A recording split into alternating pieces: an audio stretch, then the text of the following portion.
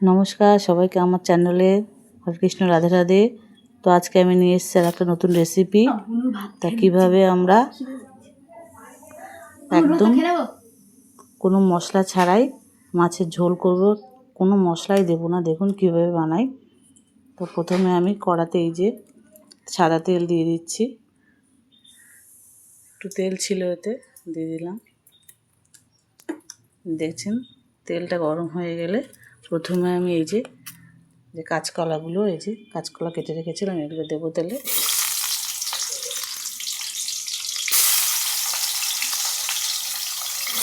তো একদম মশলা ছাড়াই মাছের ঝোল।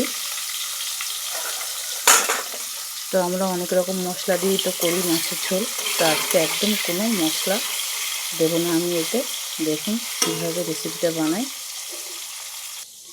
তো আমি মাছের ঝোলটা বানানোর জন্য নিয়ে নিয়েছি, এই যে দেখলাম কলা ভাজা দিয়েছি, এই যে পেঁপে নিয়েছি, আলু কেটে নিয়েছি, পেঁয়াজ আর এই যে কাঁচা লঙ্কা, আর কিছুই না। আর আজকে আমি বানিয়েছিলাম তার আগে এই যে উচ্ছে আলু ভাজা। এই যে দেখুন কীভাবে উচ্ছেগুলো ভেজেছি, আলুগুলো গোল গোল করে। তো আপনার বাড়িতে এভাবে উচ্ছে আলু ভেজে খেয়ে দেখবেন, খুবই ভালো লাগবে।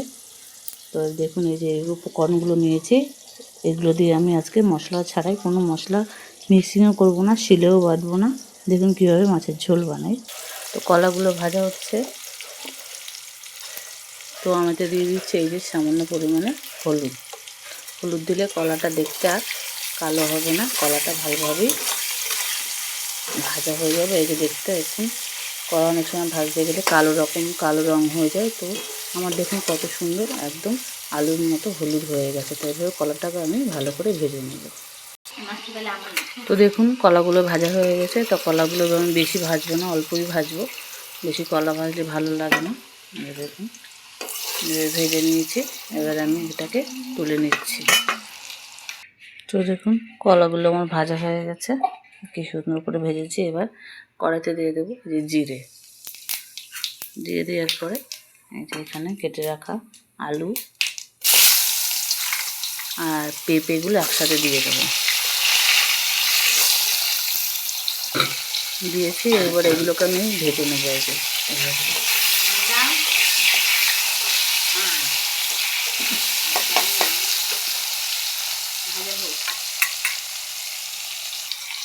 তো দেখুন ভাজা হচ্ছে, এটা আমি দিয়ে দেবো এই যে লবণ অল্প করে,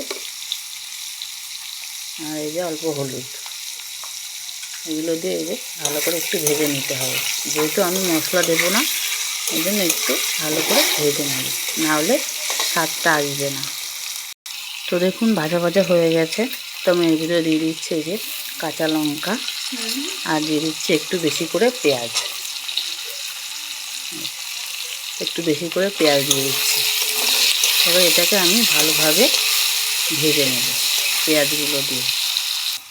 তো দেখুন আলুগুলো ভাজা হয়ে গেছে, এই যে আলু আর পেঁপে পেঁয়াজগুলো ভালো ভাজা হয়ে গেছে। এবার আমি এই যে কলা ভাজাগুলো এর ভিতরে দিয়ে দেবো, দিয়ে এই যে নাড়াচাড়া করতে হবে আস্তে আস্তে এর সাথে। এবার এর মধ্যে দিতে হবে একটু গরম জল। এই যে দেখুন আমি এটা গরম জল করে রেখেছি, এই যে ভাজা হচ্ছে। অনেকের আছে বাড়িতে মশলা খাওয়া বারণ, তো এইভাবে মশলা ছাড়াই মাছের ঝোল খেয়ে দেখবেন, আশা করি ভালো লাগবে। দেখুন এবার আমার এই ভাজা হয়ে গেছে, এবার আমি এই যে গরম জলটা দিয়ে দেবো।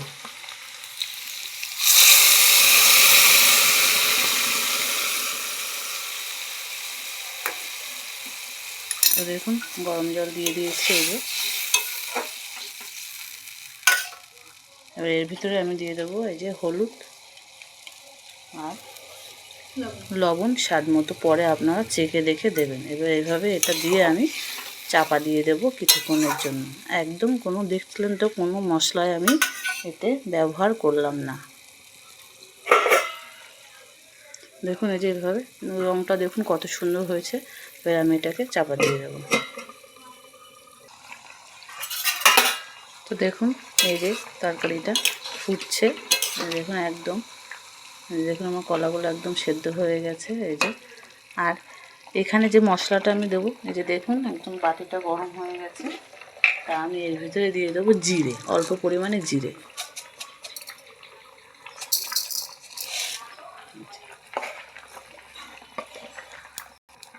দেখুন এটা যেটা মশলা দেবো এটা জিরে, এটাকে এভাবে আমি ভেজে নিচ্ছি এই যে বাটির ভিতরে। আপনারাও ভেজে নেবেন। এই যে দেখুন ভাজা হচ্ছে। তো দেখুন তরকারিটা আমার সিদ্ধ হয়ে গেছে। এবার আমি এতে দিয়ে দেবো এই যে ভেজে রাখা মাছ। এই যে দেখুন মাছগুলো ভাজা রয়েছে, দিয়ে দিচ্ছি ভেজে রাখা মাছ।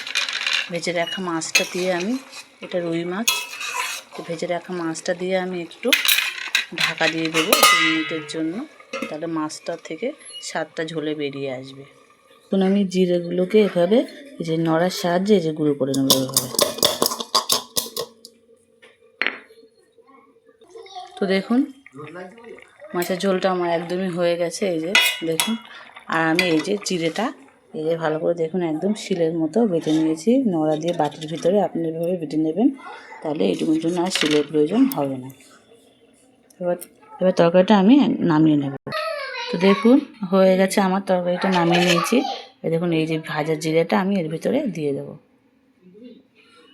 তো জিরেটা দিয়ে এই যে এভাবে আমি এবার নেড়ে নেবো। এই যে তো এই মশলাটা দিলেই তরকারিটার একদম স্বাদ পুরোটাই পাল্টে যাবে, আর কোনো মশলা দেওয়ার দরকার নেই, শুধু জিরে। এই যে দেখুন তরকারিটা একদম সাদা মাটা, সবাই এটা খেতে পারবে বাড়িতে। দেখুন কত সুন্দর হয়েছে তরকারিটা, দেখুন কত সুন্দর।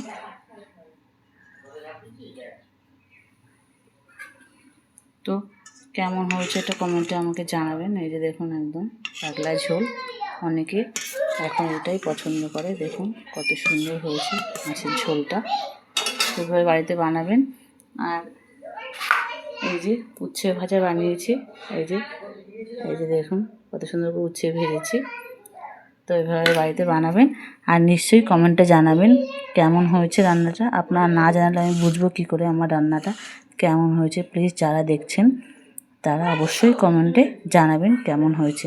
আর আপনার বাড়িতে এটা অবশ্যই চেষ্টা করবেন, কোনো মশলা নেই, সবাই এটাকে রান্না করতে পারবে। তো আজকে আমি এই পর্যন্ত। হরে কৃষ্ণ, রাধে রাধে, নমস্কার।